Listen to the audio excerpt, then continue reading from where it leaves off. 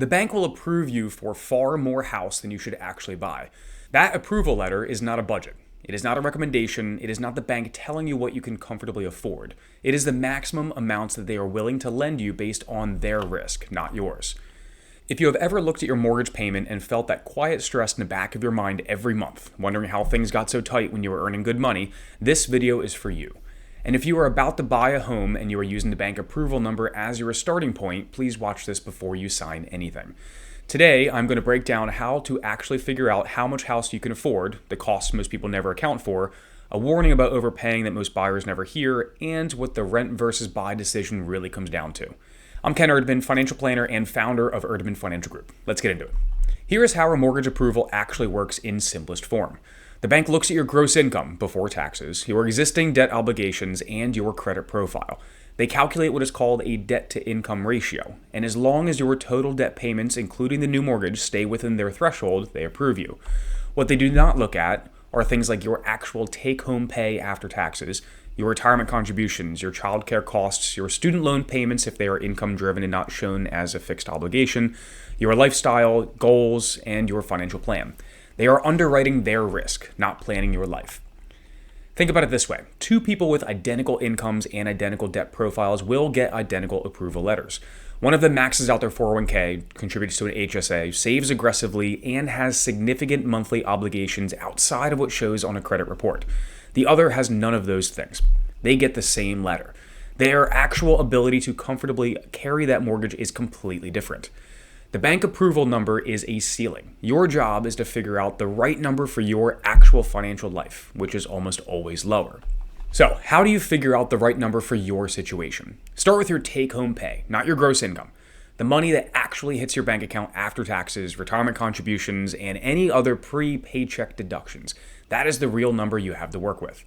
A common guideline used in financial planning is that your total housing costs should not exceed 28% of your gross monthly income. That includes your mortgage principal and interest, property taxes, homeowners insurance, and if applicable, any HOA fees and private mortgage insurance. That is the front-end ratio. There's also a back-end ratio, which is the total debt payments including housing should generally stay below 36% of gross income. Some lenders will go higher, but that does not mean that you should. These are guidelines, not rules, and they are calculated on gross income, which, as we just discussed, is not the same as what you actually bring home.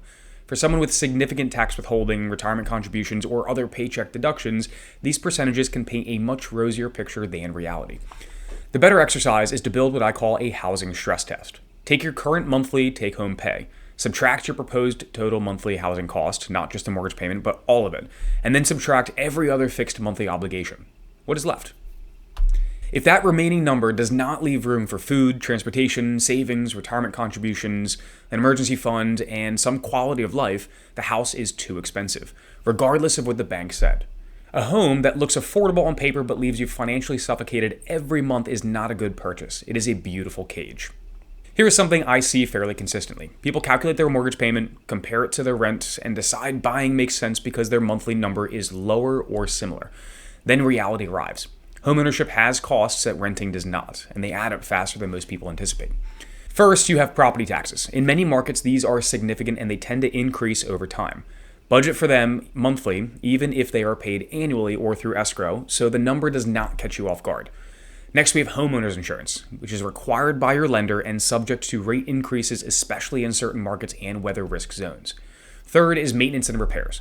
A general rule of thumb is to budget 1% to 2% of your home's value annually for maintenance. On a $400,000 home, for example, that is $4,000 to $8,000 a year. Most first-time home buyers are completely unprepared for this. Next is utilities. Owning more space almost always means higher utility bills than renting a smaller space. None of the monthly costs show up in your mortgage approval. Neither do closing costs, which is typically 2% to 5% of the purchase price due at closing on top of your down payment. On a $400,000 home, that is $8,000 to $20,000. All of it shows up in your bank account, just not always when you expect it. I want to share something that most buyers never hear before they sign their purchase agreement, and it is something worth understanding clearly before you decide how much to offer on a home. In competitive markets like we've had recently, people routinely offer significantly above asking price to win a bidding war. Sometimes tens of thousands of dollars above what the home is listed for, and sometimes above what the home actually appraises for.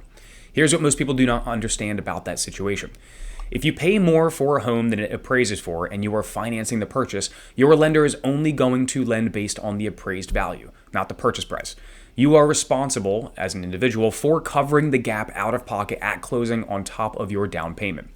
There is also a longer-term risk that almost nobody talks about. If your home's value drops after you purchase it and you find yourself owing more on the mortgage than a home is worth, what is called being upside down or underwater, your lender has protections in certain loan structures that most borrowers never read carefully enough to understand.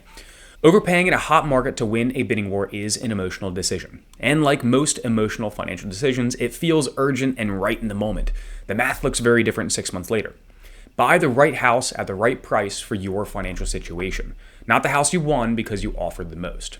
Before I wrap this up, I want to briefly address the rent versus buy question because it comes up constantly and it deserves more than a quick answer.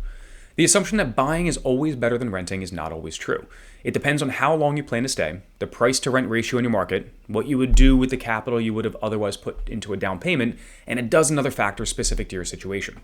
That conversation deserves its own dedicated video, and that one is coming. But for now, the most important thing to understand is that buying a home you cannot comfortably afford is almost never better than renting a place that fits your budget while you build the financial foundation to buy wisely. A home purchase is likely the largest single financial decision most people make in their lifetime, and most people make it based on what the bank will lend them, what they can emotionally afford to lose in a bidding war, and what their gut tells them feels right. That is not a plan, that is simply hope. The right home purchase fits inside your broader financial picture. It includes things like your income, your savings, your debt, your retirement contributions, any goals you may have, whether that is a conversation you have with an advisor before you start looking or simply running the housing stress test I described earlier. Making this decision with intention rather than emotion makes an enormous difference. You do not need to have it all figured out before we talk. In fact, most people do not. You just need to be serious about getting there. All right, let me wrap this up. The bank approval number is a ceiling. It is not a budget, not a recommendation. It is a ceiling based on their risk tolerance, not your financial life.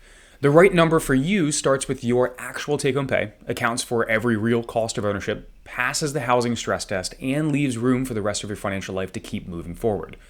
Buy the right house at the right price, not the most house the bank will give you. Not the house you won by offering the most in a bidding war, the house that fits your actual financial picture and lets you sleep at night. A beautiful home that financially suffocates you every month is not a good life. That is an expensive one. If any of this resonated, if you are thinking about buying a home and want to make sure the number actually makes sense for your full financial picture, feel free to reach out. I work with people at every stage of their financial journey, and I'm always happy to have that conversation. Link to schedule a call is in a description. If this was helpful, subscribe. I put out new videos and podcasts every week with no fluff, just real planning conversation for people who are serious about building something. I'll see you in the next one. Investment advisory services offered through Brookstone Wealth Advisors, LLC, BWA, a registered investment advisor and an affiliate of Brookstone Capital Management, LLC. BWA and Erdman Financial Group are independent of each other. Insurance products and services are not offered through BWA, but are offered and sold through individually licensed and appointed agents.